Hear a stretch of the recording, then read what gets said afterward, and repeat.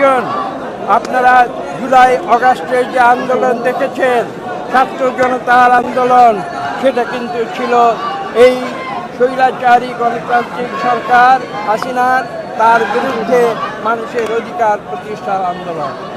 শুধু গণতান্ত্রিক অধিকার নয়, অর্থনৈতিক প্রতিষ্ঠার আন্দোলন। এবং সেই আন্দোলনে দেশের সাধারণ ছাত্রদের সঙ্গে আমরা বিএনপি শুধু নয়, বাংলাদেশের সকল গণতন্ত্রকামী রাজনৈতিক দল তথা ছাত্র দল, বাংলাদেশ জাতীয়তাবাদী ছাত্র দল, তারা গুরুত্বপূর্ণ ভূমিকা তারা পালন করেছিল। তারা কিন্তু তখন রাজনৈতিক পরিচয় সেখানে যায়নি, তারা গিয়েছিল ছাত্র পরিচয়।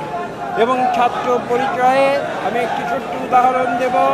আমার জেলা নরসিংদীতে 19শে জুলাই যেদিন জেল ভেঙে যাদের বিরুদ্ধে মিথ্যা মামলা তৎকালীন আওয়ামী সরকার দিয়েছিল, তারা জেল ভেঙে যেদিন বেরিয়ে এসেছিল, সেদিন একদিনে 24 জন তরুণ যুবকের রক্ত সেখানে পতিত হয়েছিল। সেই রক্তের বিনিময়ে সেই 24 জন ছাত্রের প্রত্যেকে ছিল বাংলাদেশ জাতীয়তাবাদী পরিবারের সদস্য। কিন্তু তারা কিন্তু সেদিন বিএনপির পরিচয় দেয় নেই, তারা সেদিন ছাত্রের পরিচয়ে তারা জীবন দিয়েছিল, রক্ত বিসর্জন দিয়েছিল। কি কারণে?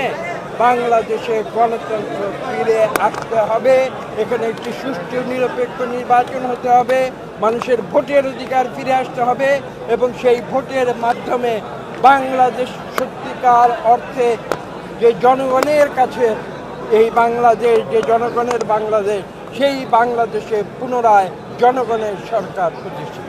নতুন বছরে আপনারা দীর্ঘ 15 বছর গণতন্ত্রের জন্য লড়াই করেছেন, সংগ্রাম করেছেন, নতুন বছরে কি প্রত্যাশা করছেন?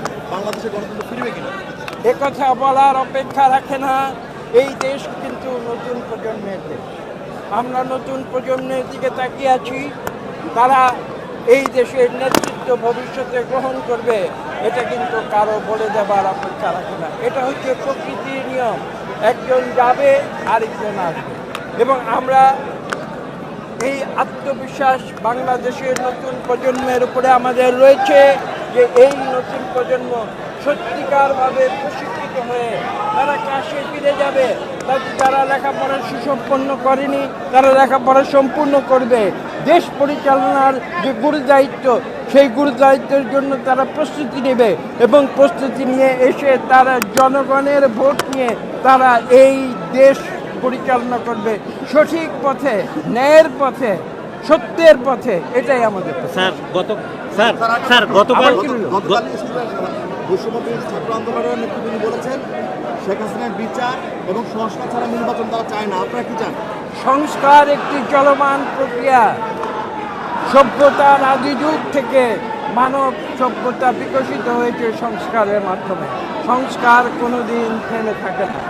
কাজেই আগে সংস্কার, পরে নির্বাচন, অথবা আগে নির্বাচন পরে সংস্কার, এগুলো কোনো অর্থবহ প্রশ্ন নয়।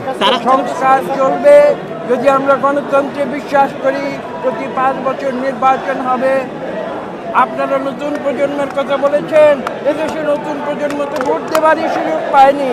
তারা আকুল হয়ে আছে, তারা ভোটার হয়েছে, তারা ভোট দিতে চায়।